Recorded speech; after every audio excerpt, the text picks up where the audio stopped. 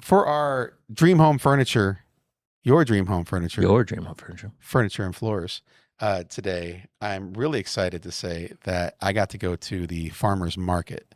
Uh, Here's a little overlay for your dream home furniture. There Got you that go. covered. Yeah. So Kellen is so much better at this than I it's am. all right. We're But good. we're getting there. I got to go to farmer's market though, Love which a was farmer's market. oh yeah, and it was super fun. Mount Pleasance has ebbed and flowed over the years. I feel like it's on a comeback, Okay. which is really exciting. There were quite a few vendors to kick it off this year. They had their very first one this last weekend at the Wright Pavilion at Midwest Old Threshers, our presenting sponsor.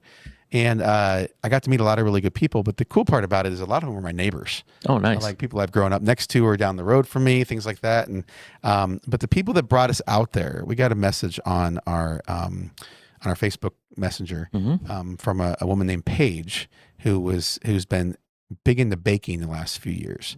And she was going to have a booth out there, and she wanted us to come and check out the farmers market to promote it and stuff. So the first person I went up to was Paige, and just like, hey, Paige, what's going on? Tell us about your stuff. And I sort of went through the whole place and interviewed people a little bit. And I'm going to share some of those clips with you, if that's okay. Yeah, please. Just a lot of really cool people out there that just put a lot of heart and soul into their products that they make to sell, which is really cool. This is Paige here. My name is Paige Mobile. I am from Mount Pleasant, and I sell sourdough items and jams. And I also do some pre-mixes, like pancake mixes and stuff like that. We're just based out of here in town. And Paige is a great baker. I can tell you that for a fact. Like, so good. We actually bought some of her stuff. Well, a good baked item, you just can't hardly pass it up, can you? No, you really can't. You really can't. Especially if it seems like it's homemade. Exactly. I'm going to hit this little thing here too and show you some of her goods here while I talk over it a little bit. So some of the stuff that she had were cookies, which just were phenomenal. I don't know what else she has, but you start with cookies, you got me. I'm hooked already. Check this one out. Coffee jelly. Yep. I questioned it. I bought some because it's so unique. Like, who has coffee jelly? Right. But in the end, we tried it out. My wife and I did, and we liked it. Oh, great. It's a little bit on that world of coffee ice cream. Okay. Has a little bit of sweet to it. Well, I'm not a huge flavor of coffee. I like a lot of milk and sugar in my coffee, but I'm guessing the jams and the ice cream have plenty of sugar. So I'm sure I would be all in on that, even though I'm not a huge coffee fan. It was so good. I've had like 10 slices of toast with jelly and jam on just because Saturday. Yeah. Every meal I threw it on just because it's that good. So not only does she do all that, but she also does sourdough. That's like a really big thing. That's Paige's Farmhouse Sourdough, I think. Is one part of the title of her store or shop there. And Abigail had a hamburger with sourdough bun. On Saturday night. Yeah. And they just raved about it. I can only imagine. Yeah. It was so good. That's the thing about farmers markets. Everything is so unique and new and exciting. I think her cousin sells gluten-free stuff, and we have a gluten-free family member. And so that was great that we were able to have cookies for them as well. Awesome. Which is exciting.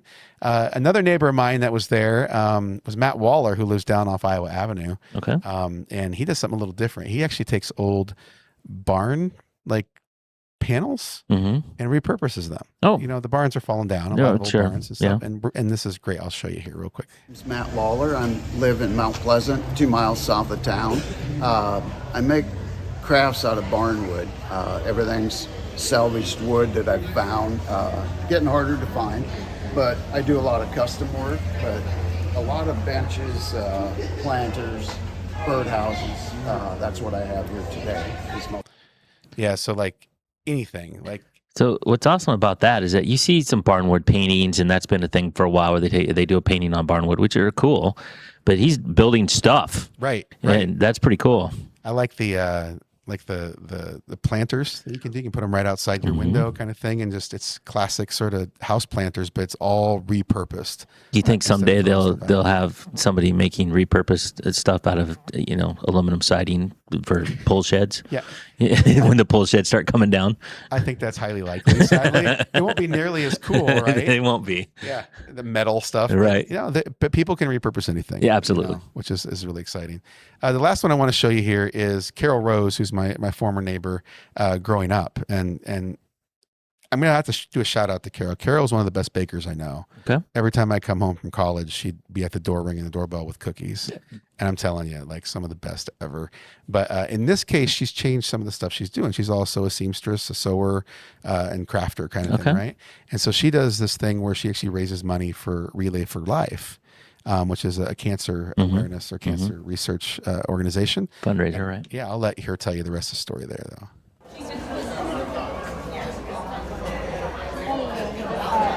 And then what is Relay for Life in Henry County? It gives to American Cancer Society.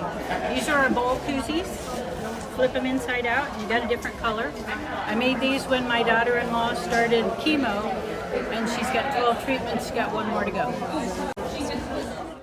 So that's, she just makes them, and she makes them 1,000 miles an hour. She's so good at like sewing and things, but it's all for a good And cause. it said every penny of every dollar, so she's not taking any profit or recovering costs, or everything's donated. Right. Wow, right. that's Which is really cool. it's really cool. And if that reminds you of anybody, maybe it's these things here, because we had Ashley Evans on this show a couple weeks ago where she makes 3D printed stuff, and lo and behold, she had a booth out there too.